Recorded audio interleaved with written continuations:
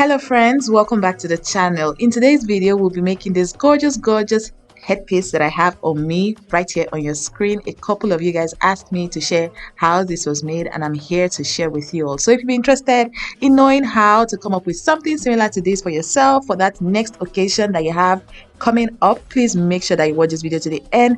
Also, as usual, please subscribe to the channel if you're yet to. Share this video with a friend that you think would like something like this, and please do not forget to hit that thumbs up button. That button helps me know that you guys enjoyed watching, and it also helps the YouTube algorithm spread my videos to a wider audience. All right guys, let's get straight into today's tutorial. Let's go.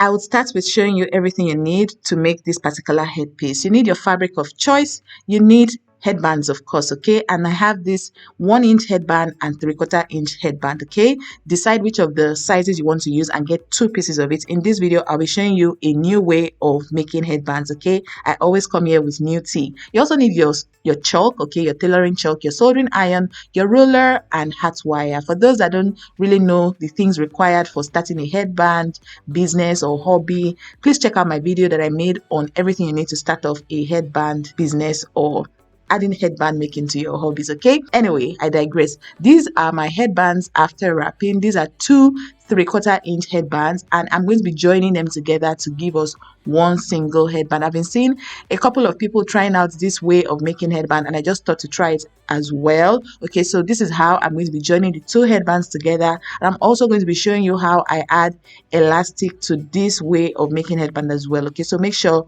you don't skip any parts so you don't miss any important information in this video. For this portion of the video, because talking might not really do it, it's better for you to just watch what I'm doing. I'd like to say a very big thank you to you guys for getting us to 11,000 subscribers, 11,000 human beings that decided to hit the subscribe button. I am immensely grateful. Thank you guys so much. Let's keep spreading the word. Let's keep sharing with our friends, inviting people to join the channel, and just talking about everything that we are enjoying on here on this channel on YouTube. Okay, all right guys, so this is how my headband looks after joining it together using just my regular schmegular hot glue. Okay, I applied a bit of hot glue to the base and then attached it.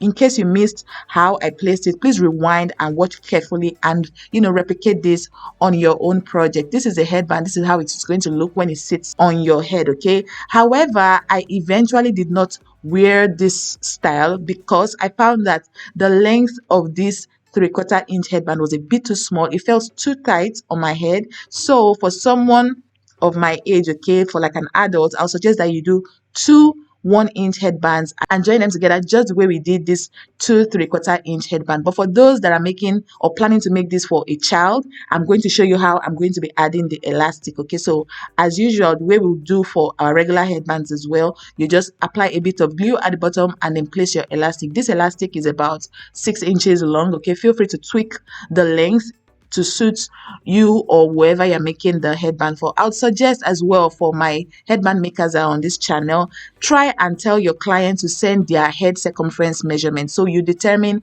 how long the elastic you want to use should be in order to make something that will be convenient on their head. Okay, that's the best way, because I find people asking me, oh, what's the length of elastic to use? My dimensions, like I always say on the channel, are not the Bible. They are not, there's no hard and fast rule basically. So tweak your dimensions and your measurements to suit whoever is wearing whatever it is that you're making. Okay, so I just wanted to put that out there for my business women. All right, so after placing the elastic, I went ahead to attach this tiny piece of ASOOKE. This ASOOKE is about 1/2 inch wide and it's just about 30 inches long. I eventually did not finish using it. I just used it to cover up that point where I attached my elastic, just to make everything look nice and smooth.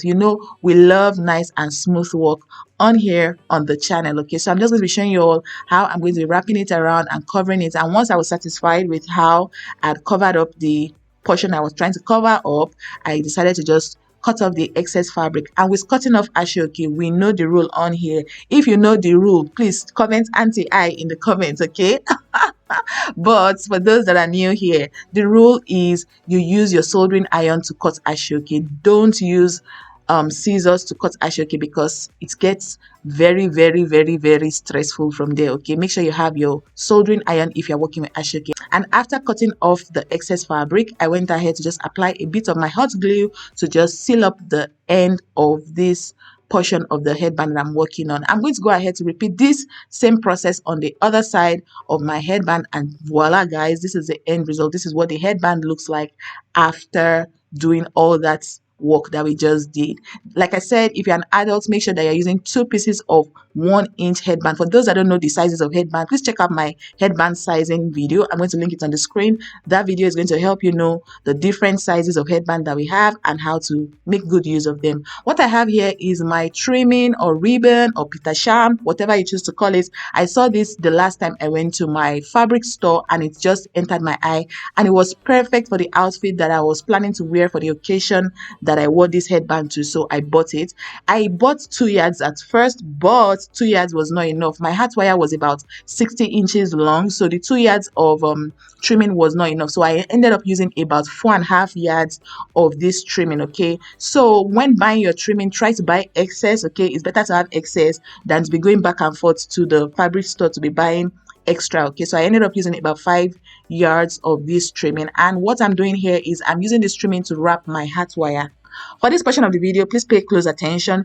After wrapping, just so you get something very nice, so the ribbon or pita sham does not start to unravel after wrapping, make sure that you are pulling on that pita sham very well. Pull it very well and make sure that it's kind of hat wire. Okay, make sure that it's very tight on your hat wire so you don't have a situation where after wrapping you now see that your ribbon is unraveling. Okay, make sure that the trimming and the hat wire become one. Okay, by pulling on it carefully and using your finger to also hold on to it as you go. You see the way I'm following the covering with my thumb. Okay, so yeah, after doing all of that, this was the end result of my hat wire. I ended up covering the entire thing with this ribbon. Okay, and right after that, it was time to create that cute little design at the side of the finished work that we saw at the intro of this video. So all that entails is you're just twisting your hat wire to suit you. Okay, decide if you want to form love shape with your hat wire or you want to form whatever shape it is, because your hat wire, as you can see, is very flexible. You can bend it.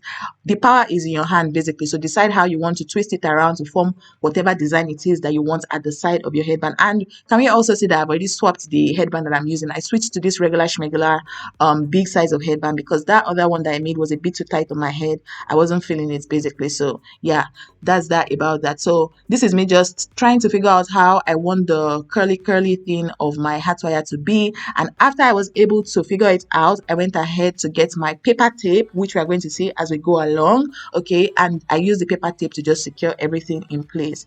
We still have quite a lot of work to do, so make sure you don't skip this video. If you're yet to subscribe to the channel, please, now is a good time to smash the subscribe button, because I found that a lot of us watch my videos, enjoy my videos, but we always forget to subscribe to the channel. Okay, so subscribe, turn on your post notification so you don't miss out of any one of my videos or tutorials on here on the channel. So this is my paper tape.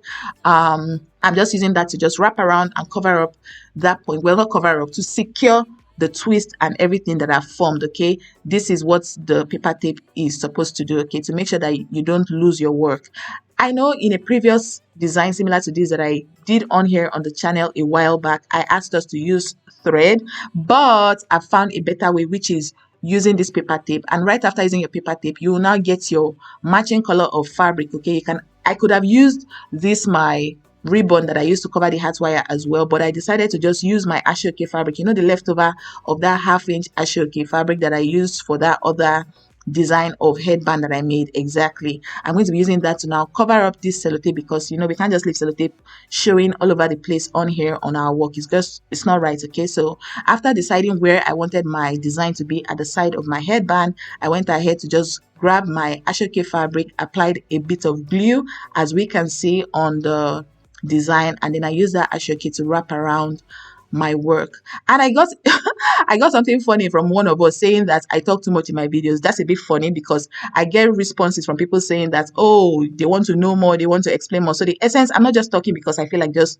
chatting on here on the channel. I'm just talking just to explain everything that I'm doing, because this, I'm not trying to create a mute channel where people are just watching and then they've not heard the voice.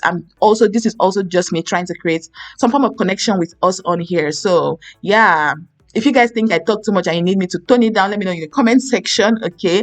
And I'm just going to be posting videos here and putting text on the videos for us. But yeah, I know that's just one person out of 11,000 of us. I just thought to mention that, just in case you feel like I talk too much. My talking, as you can see, I'm not just chatting rubbish. I'm explaining everything that I'm showing you on here on the channel. So I just wanted to mention that. I know some people might say it's unnecessary to talk about it, but I just felt like talking about it anyway. Back to our video. So this is the end result. I went ahead to also bead on my ASOOKE headband that was wrapped, because I just wanted everything to look very glamorous, because you guys saw that I wore a powder blue dress for the occasion, and the color of the day was powder blue and navy blue. So I just wanted to make everything look nice and sweet at the end of the day, and I achieved my goal. Okay, so I went ahead to bead the side of the headband. Just in case you don't know how to bead a headband, I have a video for you guys. I'm going to link it on the screen. Feel free to check it out so you know what to do to recreate something like this. And I just used my seed bead. If you don't know what a seed bead is, please go check out my types of bead video. I'm also going to try to leave it in the description bar or link it on the screen for us. So yeah, I use seed beads, and yeah, that's about that. So this is me just applying my design. You guys saw that I applied a little bit of hot glue on the side of my headband and placed this design on top.